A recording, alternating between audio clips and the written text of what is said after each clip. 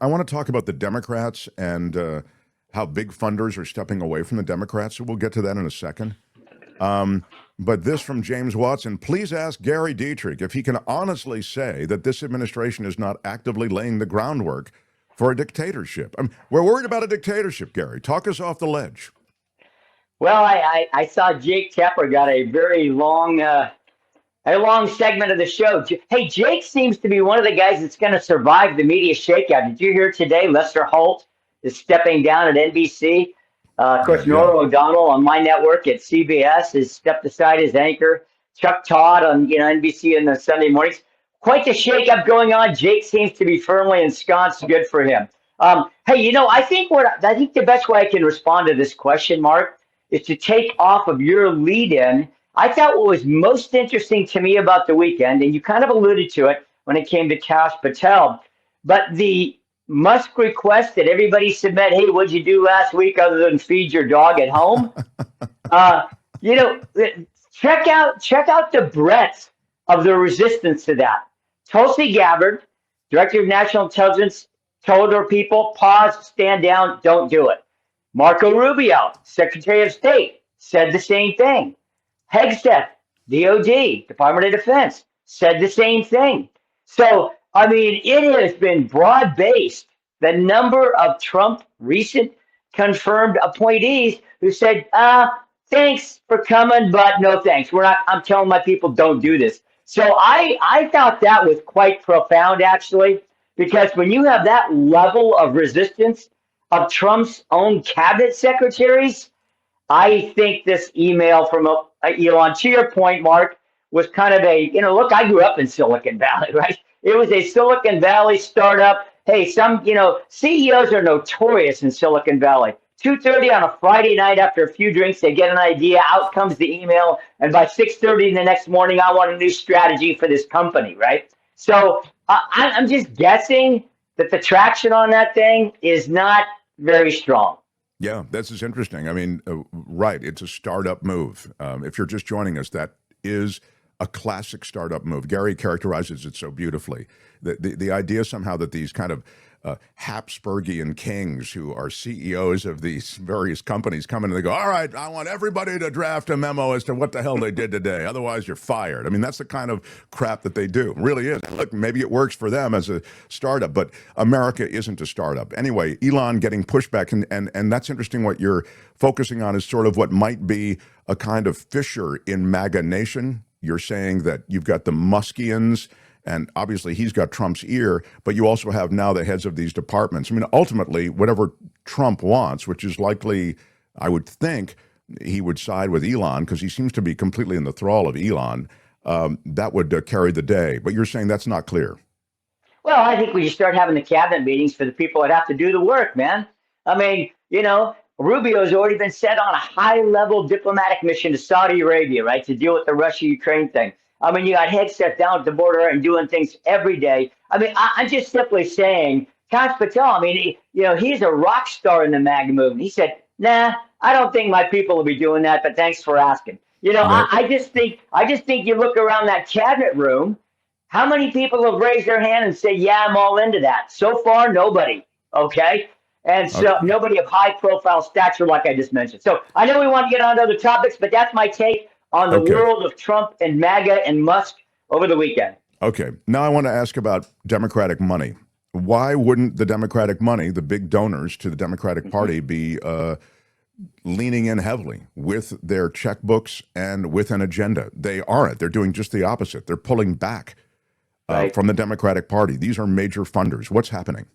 Yeah. Well, I'm going to tie this together with something you also said in the lead in, Mark, and that was the number of phone calls coming into Capitol offices on both the Senate and the House side has been unbelievable. And if people aren't aware of this, most of those are angry. And they're not just angry at Donald Trump, they're angry at their own representatives in the House and the Senate, saying they're not doing enough, they have the wrong strategy. So there is clearly still, Mark, a huge reservoir of angst left over from 2024, something many of the major donors are still very upset about, and they've made this clear. And if you want to read it, folks, The Hill which is a pretty solid, reporter of things objectively when it comes to Congress. Check it out. There's a piece on Democratic donors, both large and small. And one of the things they've said, Mark, is very clear. Look, they even used the term in the Hill, hoodwinked, right? We felt hoodwinked in 2024. You told us a year ago we were pouring hundreds of millions of dollars into the Biden campaign. You said he was okay.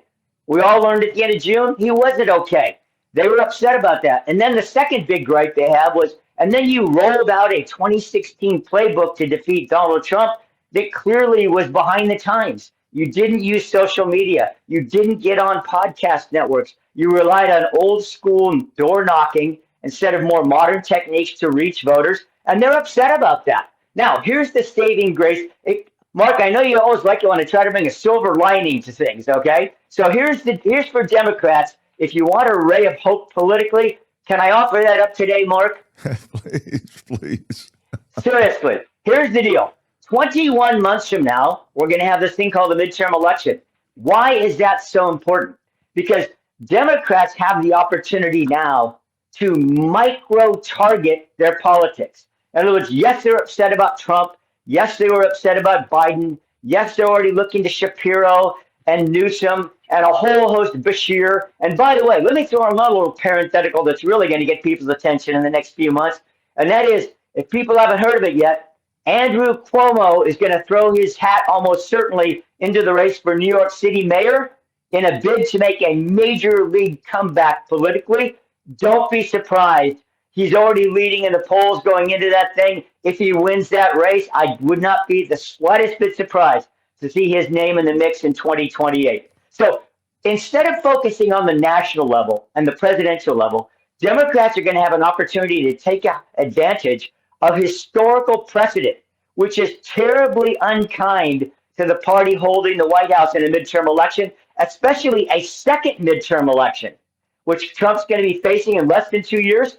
And remember, Democrats are only going to need, Mark, a half a dozen seats out of 435 to retake control of the House. The Senate does not look very favorable for them. There's several Democratic senators, U.S. senators, that said they're not going to run. The map is not looking really positive for Democrats. But in the House, it is going to be hand-to-hand, district-by-district combat. Even in states like California, where if they pick up 2 or 3 seats, that is the Democrats, they'd only need a few more in the rest of the country to retake control of the House. That is a huge advantage because it doesn't take $1 billion to run a House campaign. It takes maybe $1 million, maybe $2 million. You start spreading that around strategically. That is something Republicans have thought about in the past. Democrats undoubtedly, once they turn the page, get past the angst, are going to look at that and say, we have a real opportunity in 2026. I want now to ask you about something in California that's happening, and I think it's instructive maybe for the agenda moving forward. There's this high-speed rail project, the train, sort of the imagined super train would be from Los Angeles to San Francisco. I actually feel as though that is a world-class thing that California should have. I mean, I thought it was a laudable goal. Sadly, as so many of these things proceed, it becomes rife with likely corruption, with overspending, with issues that evolve to the point that they just can't get this project in any way to have momentum that would carry it through to conclusion. But here's so it's against that backdrop that I asked this question. The federal funding that does underpin a lot of this may go away, yes? Yeah, there's a really good chance. I mean, you heard the announcement over the last week, and new Secretary of the Department of Transportation, of course, famously did his press conference in L.A., where he said, look, we're going to investigate this funding deal. And you know what? And here's the challenge right now for the high-speed rail project, the one we're talking about now, running up the center of California. And for Gavin Newsom, the problem is that it is way over budget. It is way over. I mean, it's not missing its targeted timelines. And, building something of that size and scale in a state like California, where you're going to have to run through metro areas, you're going to have to go through a lot of environmental regulations. That is not easily done from the beginning. And so it was this exceptionally, in my view, huge political lift from the start, Mark, to get this done. And then you throw COVID in there. And then you have the fact that we started under Jerry Brown, former governor of California. Now it's under Gavin Newsom's watch. He's has to be gone by the state constitution mandates in less than 2 years. And I don't hear anything from the candidates of the next governor's race saying, I'm all behind the bullet train. So I think it's going to be really tough. Well, the bullet train. Go ahead. I'm sorry. Might it happen? Yes, but it might not. I was just going to say it's been a little bit of a political hot potato because of the frustrations associated with timing, with spending, et cetera. I mean, it's really viewed as, oh, I get it. It's one of those projects that just exist to enrich those associated with it. I mean, this is the criticism you often hear, and they just never really will get this thing done. And now, with the feds pulling out of it, potentially, you really won't get it done. But now, because of Fed money, let's talk about Fed money and relief money that will come to California, Southern California, devastated by the fires. Can you speak to that? And they're still talking about attaching strings to any funds. Well, I think there's certainly going to be federal funding for Southern California. It's a matter of what kind, how fast, and how broad. Okay. There's something happening, though, and this is just the nature of politics. There's no getting around it. You know, people think it's crass and ridiculous, but there's a very, very significant event coming up, you know, Mark, in 3.5 years in Southern California, that the quote unquote, as they like to say at the USOC and the International Olympic Committee, the eyes of the world are going to be on LA when the Olympics return to Los Angeles.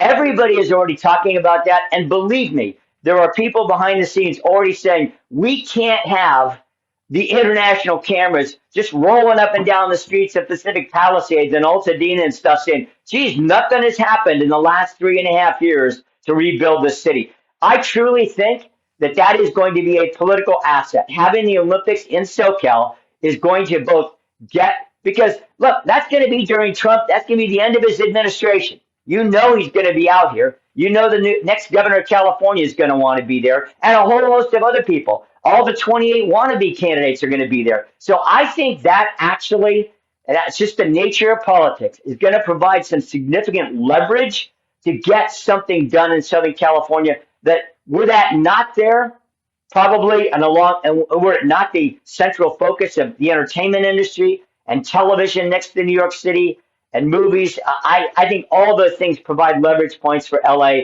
that other places devastated by disasters simply don't have. That's fascinating because I see those things as potentially burdens, right, to the region, and you see them as assets. And now that you make your point, I see them as potential assets as well. I think you make your point very well. But wow, to scramble for the Olympics is a big scramble. It's a big fiscal burden.